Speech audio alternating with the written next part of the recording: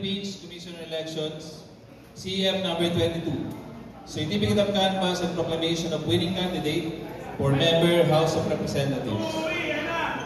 May 12, 2025 National, Local, and Barn Parliamentary Elections, May 12, 2025. We, the undersigned members of the City Board of Canvassers, do hereby certify under oath that we have duly canvassed the votes cast in 216 casting precincts for the candidates therein for Member House of Representatives in the elections held on May 12, 2025. Attached hereto and forming part hereof is a statement of votes by precincts CEF number 20-A garnered by each candidate for the office of Member House of Representatives.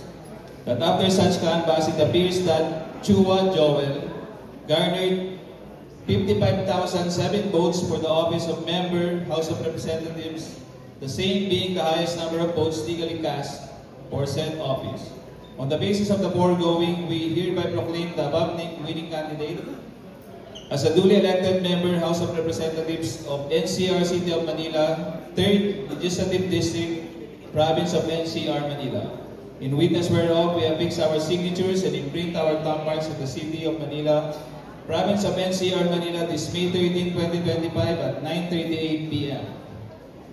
The City Board of Canvassers, Jerry Jimenez, Chairperson, Vice Chairperson, Giovanni Dillim, Member Secretary, Lisa R. Lumeta.